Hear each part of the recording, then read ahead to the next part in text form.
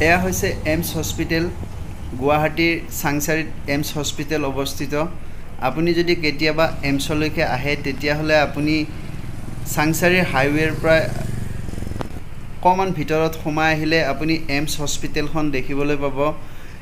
তাতে আহি এনেকুৱা যেন এটা ফিলিং হ'ব আপোনাৰ যে এমছ হস্পিটেলৰ ভিতৰত এখন হস্পিটেলৰ ভিতৰত আছোঁ নে কৰবাৰ পাৰ্কৰ ভিতৰত আছোঁ আপোনাৰ এনেকুৱা এটা ফিলিংছ হ'ব এইটো হৈছে এমছৰ মেইন হস্পিটেলখনৰ বিল্ডিং আপুনি এইফালে আপোনাৰ গাড়ী পাৰ্কিং কৰাৰ কাৰণে ব্যৱস্থা আছে আপুনি যদি আহে ডাঙৰ গাড়ী বাইক যিকোনো ধৰণৰ গাড়ী আপুনি ইয়াতে পাৰ্কিং কৰিব পাৰিব এমছ হস্পিটেলৰ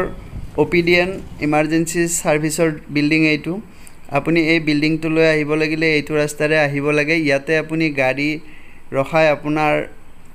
অপিডিৰ ফালে আপুনি যোৱা এইটো ৰাস্তাৰে আপুনি যাব পাৰে এইটো হৈছে অপিডি বিল্ডিং ইয়াতে ইমাৰ্জেঞ্চি আপুনি ট্ৰিটমেন্ট পাব আৰু অপিডিত আপুনি ইয়াতে ডক্টৰক ভিজিট কৰিব পাৰে আপুনি যদি কেতিয়াবা এমছলৈকে আহে তেতিয়াহ'লে আপোনাৰ লগত মোবাইল আৰু আধাৰ কাৰ্ডটো লগত লৈ আহিব লাগে কাৰণ ইয়াতে আপোনাৰ অনলাইন ৰেজিষ্টাৰ হয় আৰু আপুনি যদি কিবা কাৰণত এমছৰ ভিতৰত কিবা বিচাৰি পোৱা নাই তেতিয়াহ'লে এইখন আপুনি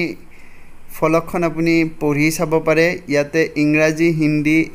অসমীয়া তিনিটা ভাষাতে আপোনাৰ উপলব্ধ আছে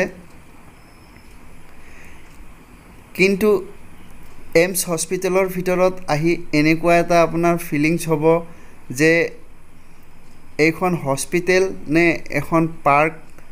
এনেকুৱা এটা পৰিৱেশ সৃষ্টি কৰিছে ইয়াৰ কাৰণে আমি ভাৰত চৰকাৰক ধন্যবাদ জনাব লাগিব কাৰণ আমাৰ অসমত এখন এনেকুৱা হস্পিটেল আমাৰ চৰকাৰে উপহাৰ দিছে তাৰ কাৰণে আমি ভাৰত চৰকাৰক নিশ্চয় ধন্যবাদ জনাইছো লগতে অসম চৰকাৰকো ধন্যবাদ জ্ঞাপন কৰিছো এমছ হস্পিটেলৰ ভিতৰ চাৰিওফালে আপুনি যদি চকু ফুৰাই চাই তেতিয়াহ'লে দেখিবলৈ পাব এনেকুৱা এটা পৰিৱেশ সেউজীয়া এটা পৰিৱেশ সৃষ্টি কৰিছে এমছ হস্পিটেল কৰ্তৃপক্ষক ইয়াৰ কাৰণে আমি ধন্যবাদ জনাব লাগিব কাৰণ এনেকুৱা এটা পৰিৱেশত আপুনি চিকিৎসা কৰিব আহিলে আপোনাৰ মন